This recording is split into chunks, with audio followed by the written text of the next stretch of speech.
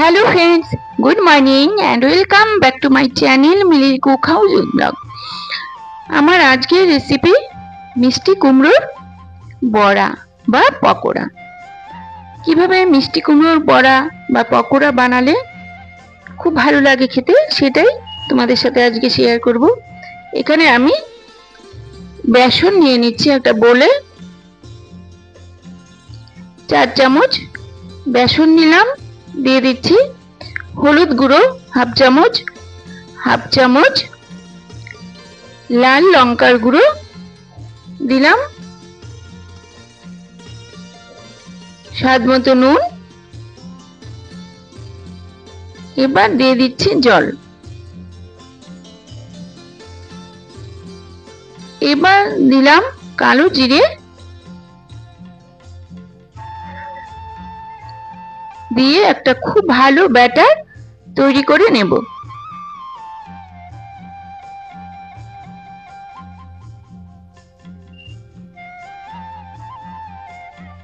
এবার 10 থেকে 15 মিনিট ঢাকা দিয়ে রাখবো। 15 মিনিট পর ঢাকনাটা তুলে এখানে দিচ্ছি চালের গুঁড়ো। 2 চামচ ভরে ভরে চালের গুঁড়ো দিলাম। তারপর দিচ্ছি বেকিং পাউডার 1 চামচ, 1 চামচের একটু কম বেকিং পাউডার দিয়ে খুব ভালো করে মিশিয়ে নিচ্ছি। এবার এদিকে ভাজার জন্য তেল গরমে বসিয়ে দিয়েছিলাম। এখান থেকে ঠিক দেখতেই পাচ্ছ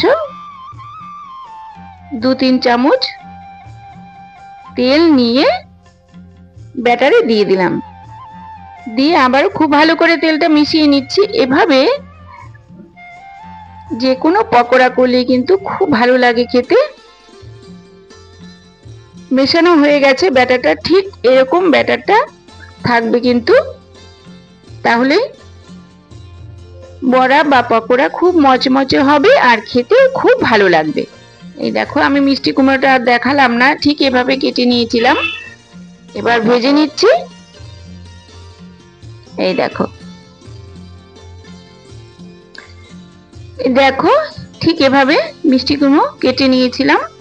খুব বেশি পাতলা করে কাটিনি, আবার মোটাও করিনি। এবার ভালো করে ব্যাটারে লাগিয়ে লো টু মিডিয়াম ফ্লেমে ভেজে নিলেই তৈরি হয়ে গেল মিষ্টি কুমড়োর বড়া। গরম ভাতে জাস্ট দারুণ লাগে। তোমরা পুরো ভিডিওটা দেখো, আশা করছি ভালো লাগবে।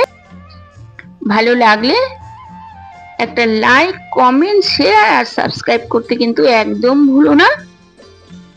পাশে থাকা বেল বাটনটিও ক্লিক করে রাখবে, তাহলে আমি যখনই কোনো নতুন ভিডিও আপলোড করব সবার প্রথম তোমাদের কাছে পৌঁছে যাবে। ঠিক এভাবে ভেজে নামিয়ে নেব। দেখো খুবই কিন্তু ভালো হয়েছিল খেতে, গরম ভাতে দারুণ লাগবে।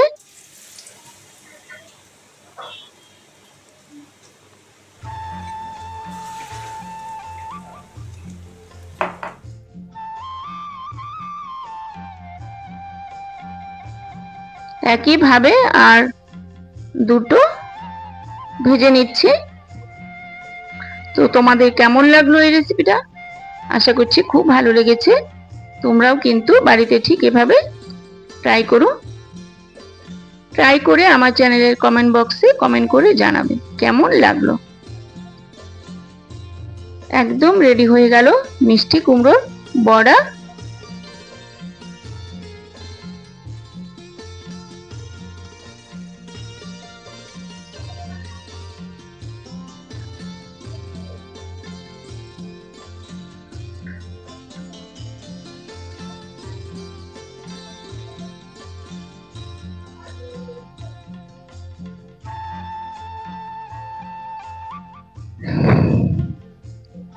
আজকে এই পর্যন্তই।